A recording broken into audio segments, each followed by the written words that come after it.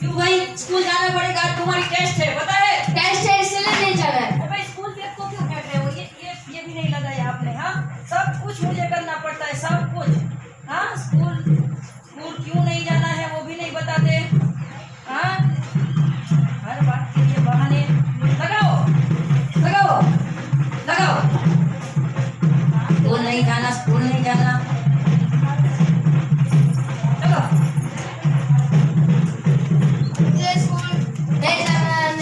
School क्यों नहीं जाना है? मुझे ये पता नहीं चलता कि स्कूल जाना तुझे क्यों अच्छा नहीं लगता है। हाँ देख लो, मैं स्कूल नहीं जाऊंगा नहीं जाऊंगा नहीं जाऊंगा, चाहे आप मुझे काटो मारो पीटो डराओ, आज मैं नहीं डरने वाला। चुप, मैं भी देखती हूँ कैसे कैसे स्कूल नहीं जाते तुम। स्कूल जाना ही अच्छा नहीं लगता है। मम्मी एक बात बताओगी, क्या आप बिना जिद के स्कूल चली जाती थी? नानी ने तो मुझे कहा था कि आप स्कूल न जाने के सिर दर्द के पेट दर्द के यहाँ तक कि 10 तक का भी बहाना बनाती थी। चुप, बड़ों से ऐसे बात करते हैं, ऐसे ही सिखाते हैं, ऐसे ही सिखाते हैं, क्या ऐसे ही सिखाते हैं? मम्मी स्कूल जाना किसको अच्छा लगता है? अगर इतना ही अच्छा स्कूल जाना तो तुम क्यों नहीं चली जाती हो? स्कूल जाना किसको अच्छा लगता है? देखो ये आजकल के बच्चे हैं ना, पढ़ना तो कुछ अच्छा लगता नहीं है, और पटक जबान चलाते हैं। हाँ, स्कूल नहीं जाओगे तो क्या करोगे? कितनी फीस देते हैं पता है? स्कूल नहीं जाओगे तो क्या भेड़ बकरियां चराओगे? हाँ स्कूल जा रहा हूँ, लेकिन इस वहम में मत रहना कि मैं स्कूल में जाके कुछ पढ़ूंगा अभी।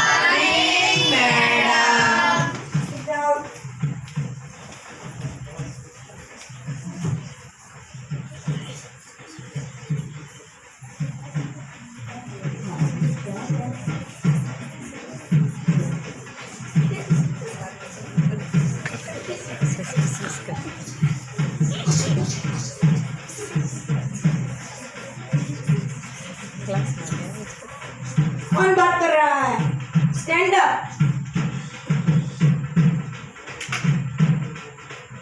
हाँ, तो कल हम इतिहास में पढ़ रहे थे कि भारत पर मुगल सल्तनत शुरू हुई, उसका प्रथम शासक बाबर था। कौन था सुशील?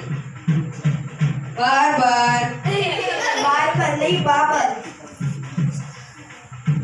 मैडम, हम हमारे दुश्मनों की पीढ़ियों का इतिहास क्यों पढ़ रहे हैं? हमें ऐसा बार-बार क्यों रटवाया जा रहा है कि बाबर का बेटा हुमायूं का बेटा अकबर था?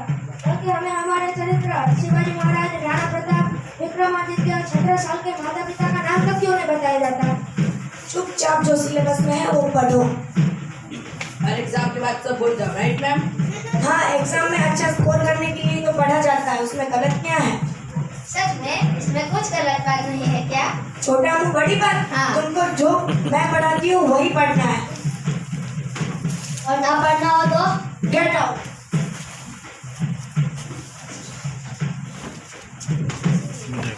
अरे आप सब तो बैठिए, आप सब कहाँ जा रहे हैं? हमें भी नहीं पढ़ना इसलिए गेट आउट हो रहे हैं।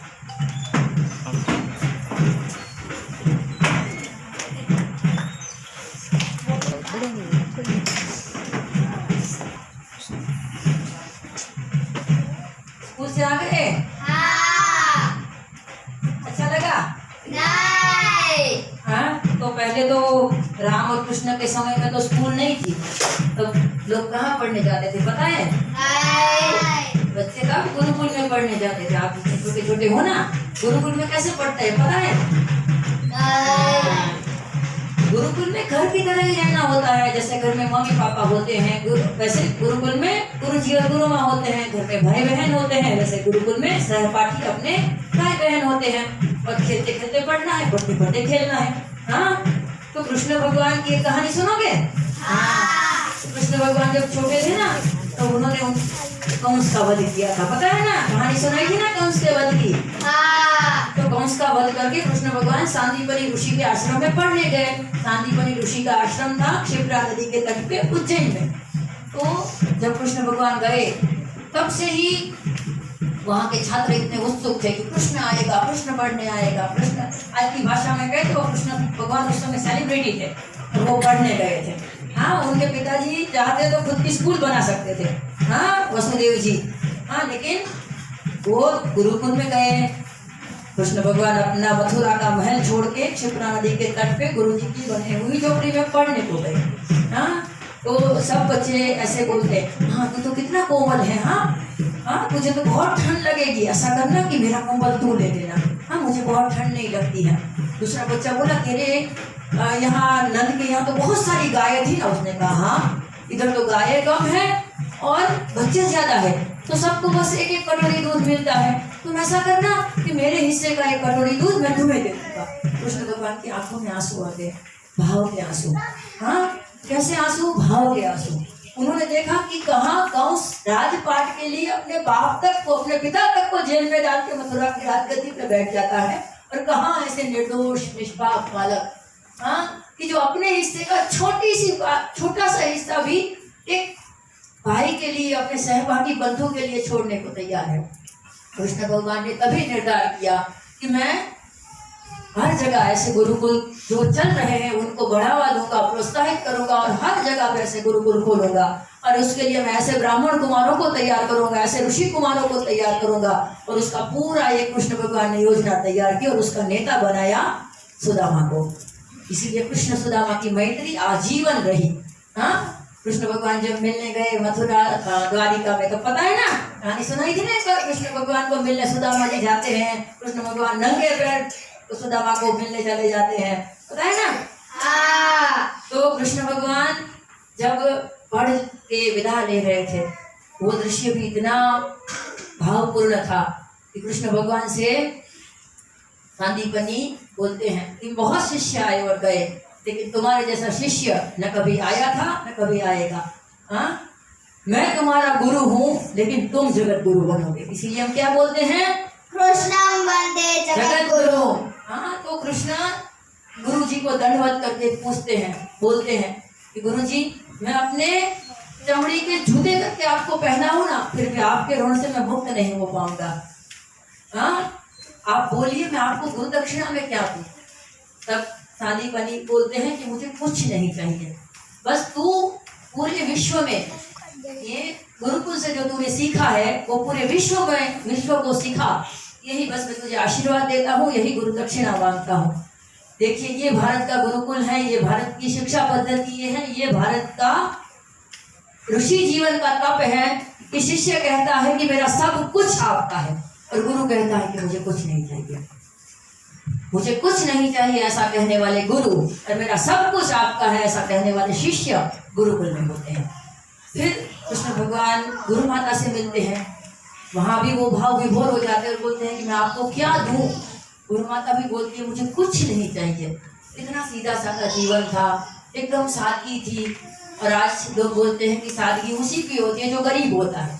हाँ, तो इतने सादे सादे गुरु जी और गुरु माता की विदा लेते हैं, लेकिन कृष्ण भगवान को पता था कि गुरु जी को क्या दुख है, क्या व्यथा है। हाँ, सांदीपनि गुरु के पुत्र का पांचजन्य नाम के राक्षस ने अपहरण किया था। भविष्य में ऐसे गुरुकुल बंद हो जाए, गुरुकुल चले नहीं, इस राक्षसी विचार से प्रेरित होके पांचजन्य नामक राक्षस ने बहुत सारे ऐसे ऋषि कुमारों का, ब्राह्मण कुमारों का अपहरण करके अपने यहाँ कैद करके रखा था, कारावास में डाल के रखा था। कृष्ण भगवान ने संकल्प किया कि मैं उसको छुड़ाऊंगा और गुरुपुत्र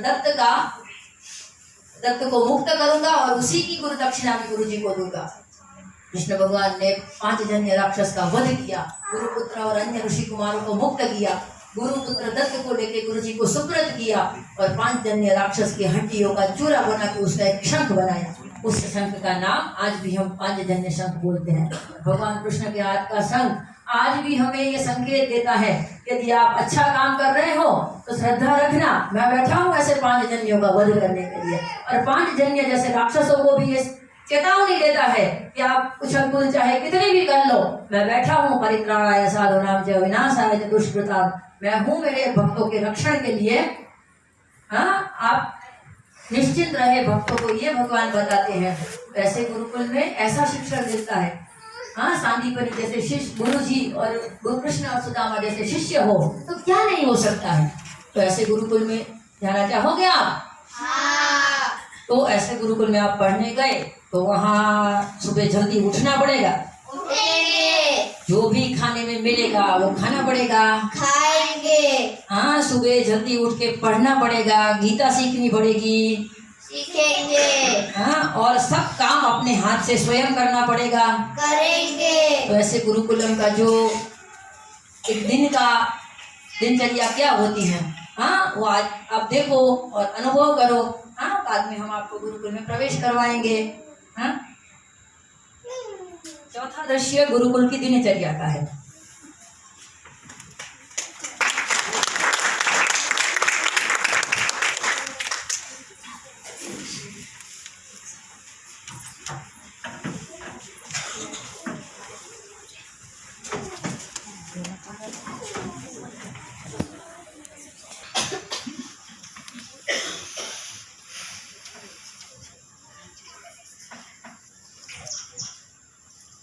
चलो 5:30 बज गए, उठ जाओ, स्नान आदि करो।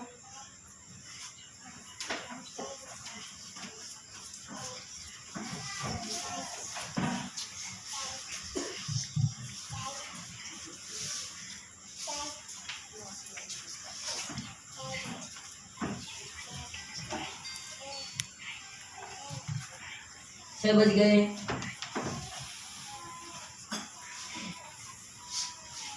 आसन हो गया।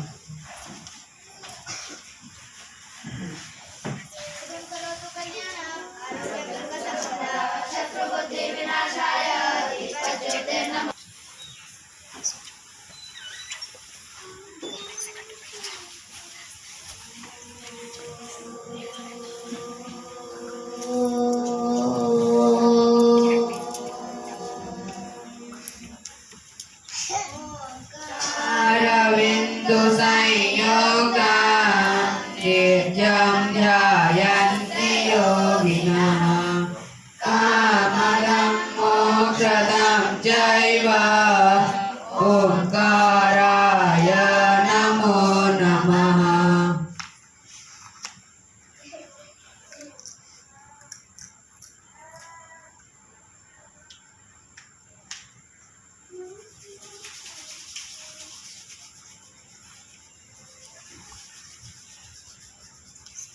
प्रार्थना के बाद 10-15 मिनट बच्चे ध्यान करते हैं, फिर सूर्य नमस्कार।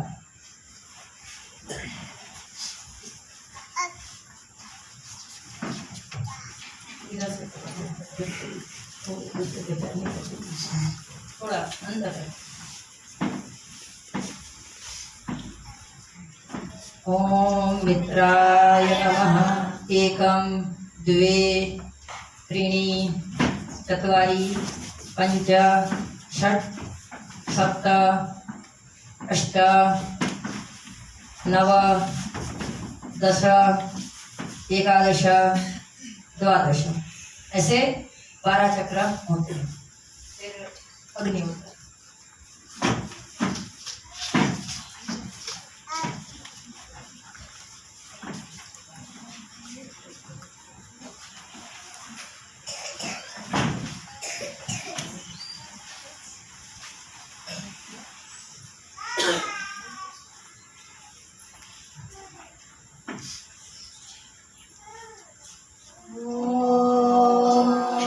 अग्नये स्वाहा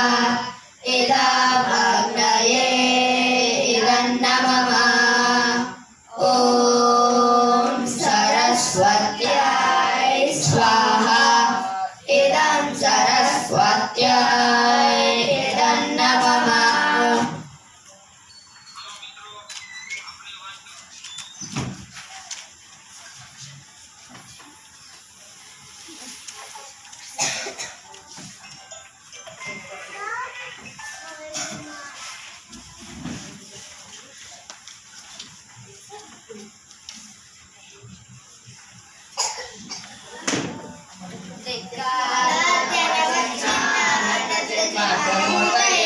स्वानुभूतिर्गमानाय नमः शान्ताय तेजसे बोद्धारो मत्सरग्रस्तः प्रभावस्मयदूषितः अबोधो भवदशान्ये जीर्णमङ्गे सुभाषितम् अद्य सुखमाराध्यः सुखतरमाराध्यते विशेषज्ञः जाननमधुर्विदग्धा ब्रह्मापीतं नरं नरञ्जयति ॐ श्री परमात्मने नमः अथ द्वादशोऽध्यायः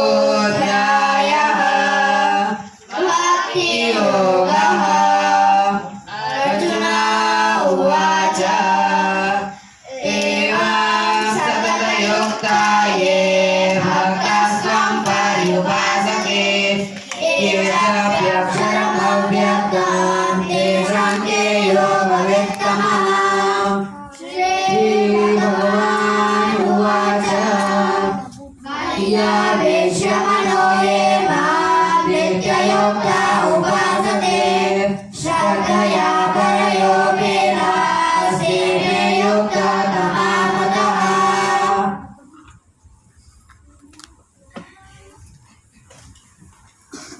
सात से लेके 8 सवा 8 बजे तक बच्चों की नीति शतक और गीता की कक्षा होती है। उसके पश्चात बच्चे अपना शेष नित्य कर्म करते हैं, अल्पाहार करते हैं और 9:30 बजे पुनः उनकी कक्षा होती है व्याकरण में।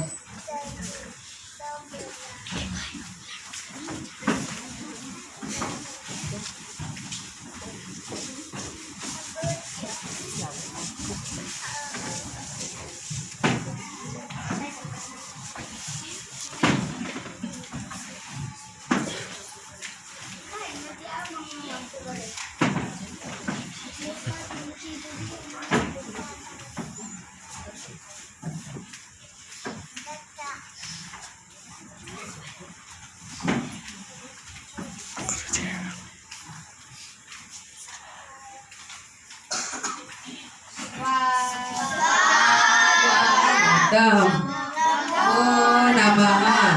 जय श्री कृष्ण।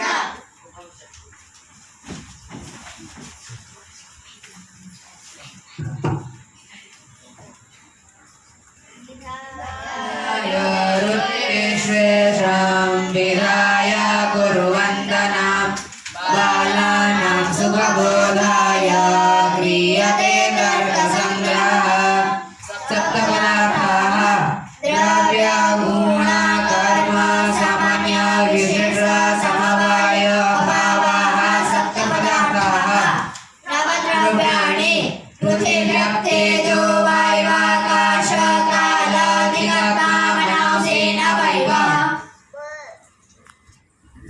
तद्यथा सूत्राणि लोहिताशालयः सुखधान्यानां पथ्यतमत्वे षष्ठतमाः भवन्ति मुदाः समीधान्यानाम् अन्तरिक्षामुदकानां सैन्धवं लवणानाम्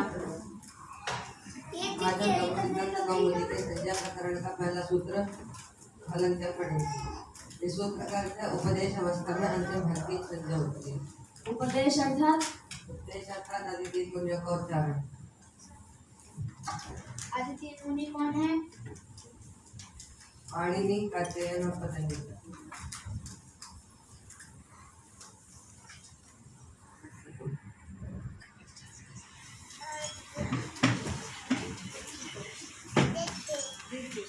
साढ़े 9 से 11 बजे तक संस्कृत व्याकरण, न्याय, तर्क संहिता इत्यादि हमारे जो ग्रंथ होते हैं उसका पहले मुखपाठ होता है, फिर गुरु जी के द्वारा उनका स्पष्टीकरण और निदर्शन होता है। उसके बाद हिंदी की कक्षा होती है, गणित की कक्षा होती है, वैकल्पिक अनेक विषयों की कक्षा होती है। हिंदी है, गणित है, इतिहास है, गुजराती है, और कभी कहानी पे ही चले जाते हैं।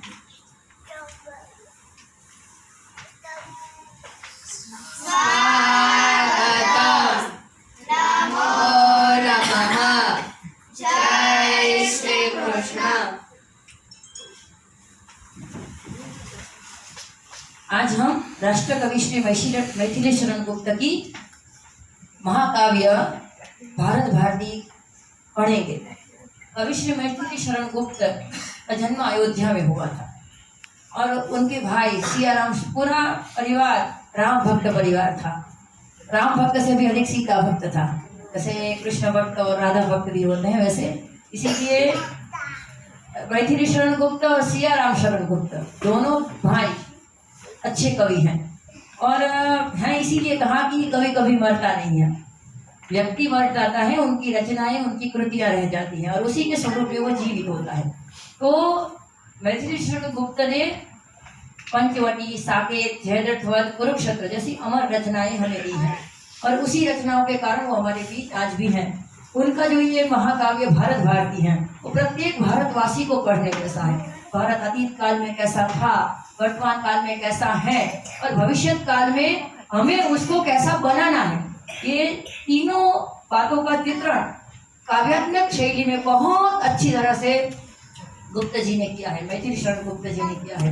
उनका जो मंगलाचरण है उसका 4 पंक्ति, उपसंहार जो है उसकी 4 पंक्ति का आज हम पठन करेंगे। वो 8 पंक्ति में से ही हमें इतना रस मिलेगा कि हम लगेगा कि ये पूरा महाकाव्य में पढ़ना ही है। उसके 2 चरण हम आज पठन करेंगे, गायन करेंगे उसका।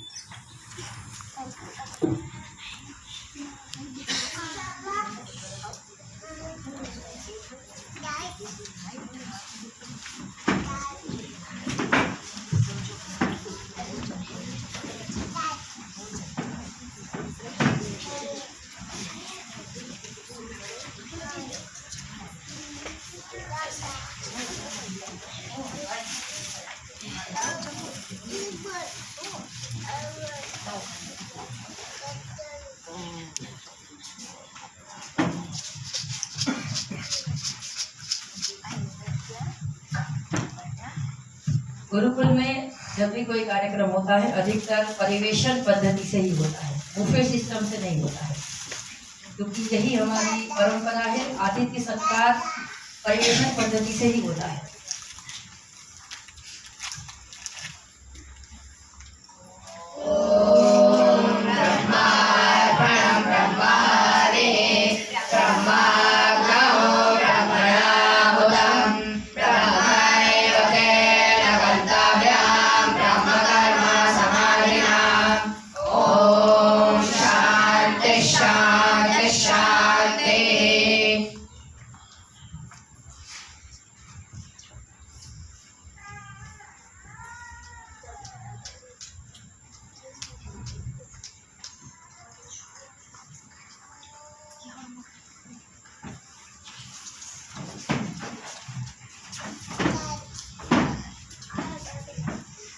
अपने अपने पात्र सम्मार्जन प्रक्षालन करके उचित स्थान पे रखते हैं। 1 से 2 बजे तक बच्चे इंडोर गेम्स, जिसको हम आंतरिक खेल बोलते हैं, ऐसे खेल खेलते हैं। फिर वो चेस हो, लूडो हो, जिससे उसका बौद्धिक सामर्थ्य बढ़ता है। गाणितिक खेल भी होते हैं, वैज्ञानिक खेल भी होते हैं, और ऐसी खेल खेल में ही बच्चों को गणित विज्ञान पढ़ाया जाता है। थियरी बाद में सिखाई जाती है, सैद्धांतिक पक्ष बाद में बताया जाता है। पहले प्रायोगिक पक्ष बताया जाता है ताकि उनको सैद्धांतिक पक्ष माने थियरी याद रखना कठिन न हो।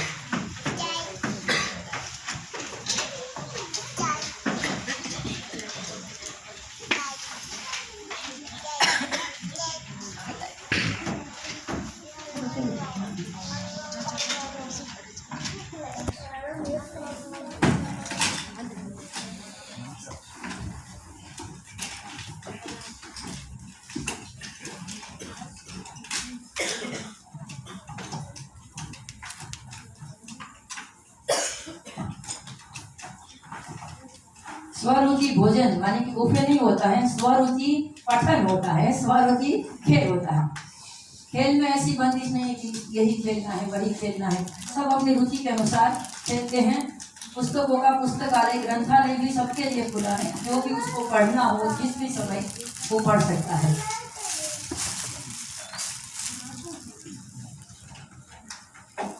मध्याह्न 2 से 3 तक स्वेच्छा से सभी बच्चे अपना खेल छोड़ के गृह कार्य करते हैं। खेल छुड़वाना नहीं पड़ता है। मोबाइल का खेल हो तो छुड़वाना पड़ता है, ये खेल छुड़वाना सरल है, अपने आप छूट जाएगा। क्योंकि दिमाग इसमें भी लगाना है, पढ़ाई में भी लगाना है। तो सब अपना अपना अवशिष्ट जो भी गृह कार्य होता है, पठन का कार्य होता है, अध्ययन का कार्य होता है, वो करते हैं।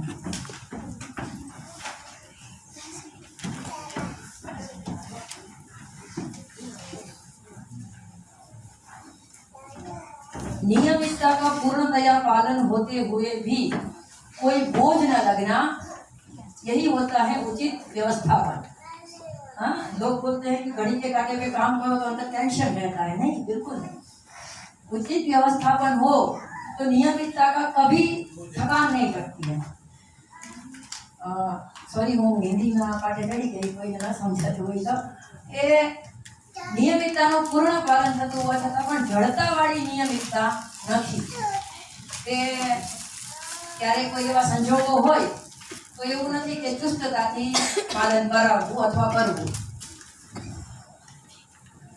પૂર્ણ વ્યવસ્થાપન એ રીતનું છે કે નિયમિતતાથી બાળક સ્વયં ઘડિયાળના કાંટે કામ કરતું થઈ જાય છે, એની ઈચ્છાથી, કોઈ પણ જાતના ધક્કા વગર। 3 વાગે ફરી પાછી સંસ્કૃત અને સંસ્કૃતના સાહિત્ય અને સંસ્કૃતની કથાઓ હોય એની કક્ષા હોય છે, જેથી બાળકોને મનોરંજન પણ મળે છે, સંસ્કૃત સાહિત્યનું જ્ઞાન પણ વધે છે અને વિદ્યાર્થી અને આચાર્ય વચ્ચે એક સંવાદનો સેતુ પણ સધાય છે।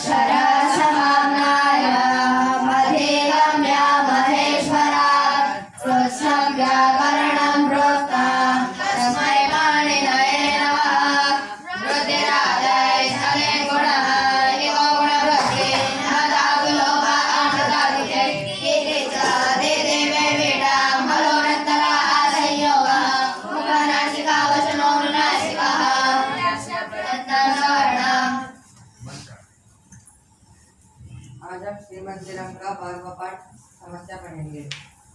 सुमित्रा मम गृह समीपे निवसति, अस्ति सामं प्रतिवेशिनी, तस्याः पतिः चिकित्सकः अस्ति। चिकित्सकः महोदयः सर्वदा कार्ये व्यस्तः भवति। तस्य पत्न्या सह शान्त्या बालयितुमपि समयः न भवति। अद्य चिकित्सकानां व्यस्तताविषये सर्वे अविद्याः सन्ति। इस वाक्य का कर्मवाच्य कौन करेगा? चिकित्सकानां व्यस्तता विषये सर्वैः अभिजैः भूयते। यथा जनसंख्या प्रतिक्षणं वर्धते तथैव च यद्यपि ते प्रभुतं जनवर्धयन्ति किन्तु तेषां शान्तिः नास्ति सुखं नास्ति केवलं धनेन सुखमायति इति पवित्रयः कन्याद्वयमस्ति। यद्यपि सुरेन्द्रबाबुत्रयं चिकित्सकः वैज्ञानिकप्रगतिविषये परिचितः असाधारणसमर्थः बहु प्रयत्नं कृतवान् तथापि सः पुत्रस्य पिता भवितुम्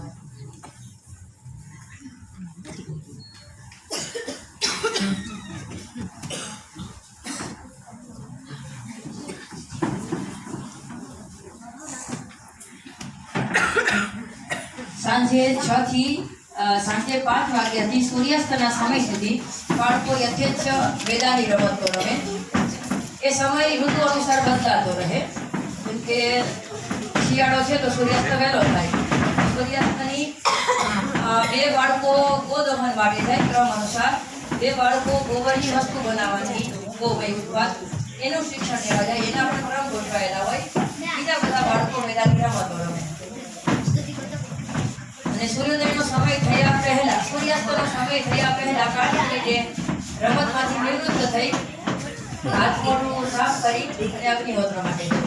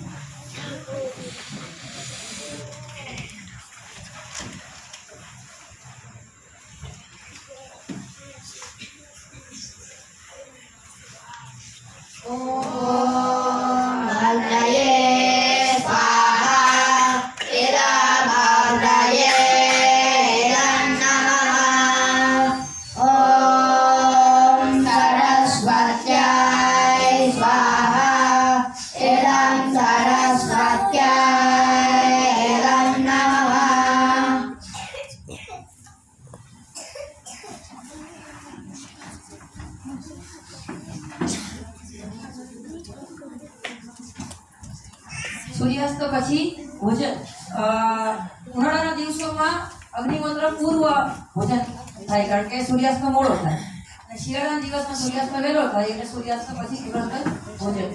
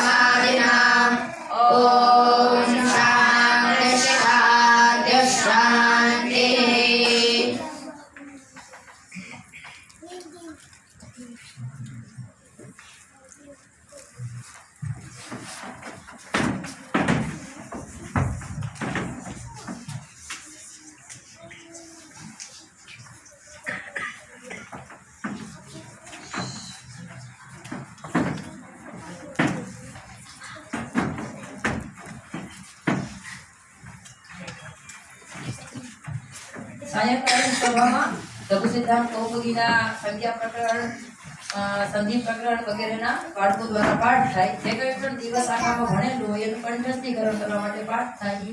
એના પછી હિન્દી અને સંસ્કૃત ગીતોનું ગાયન થાય અને એના પછી ભજનથી સભાની સમાપ્તિ થાય છે.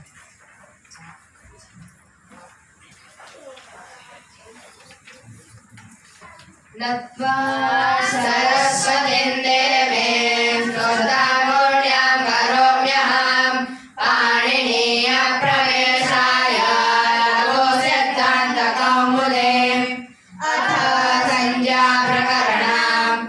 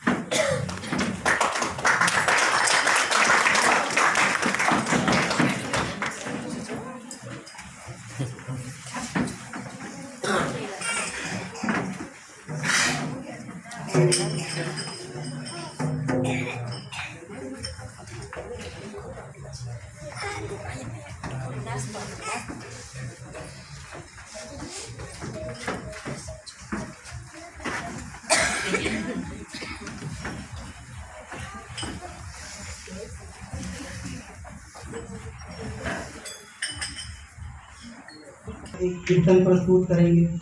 अगर आप लोग भी साथ देंगे तो और अच्छा लगेगा, तालियों के साथ। हम लोगों ने तैयार किया है, कोशिश कर रहे हैं अच्छा करने के लिए। अरे प्रभु के शरण में आ जाओ भैया,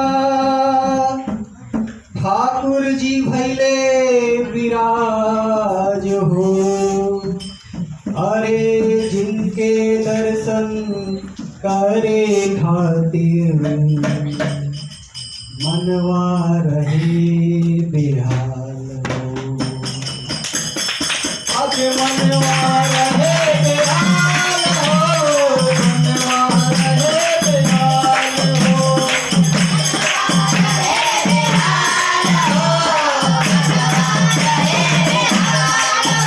आज मनवा रहे बेहाल हो, मनवा रहे बेहाल हो।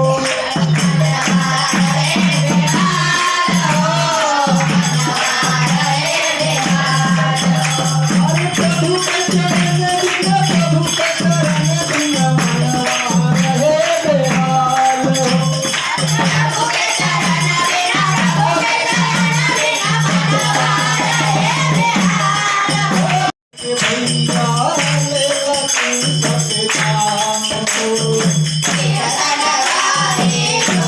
के भैया लेला तू सबके काम हो। हरि कीर्तन गाई झूमत भैया लेला तू सबके काम हो।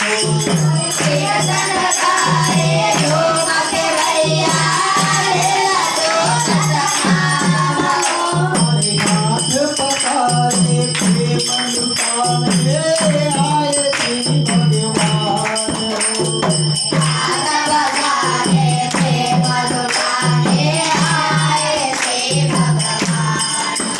हरि हाथ पकारे प्रेम लुटाने आए श्री भगवान हो।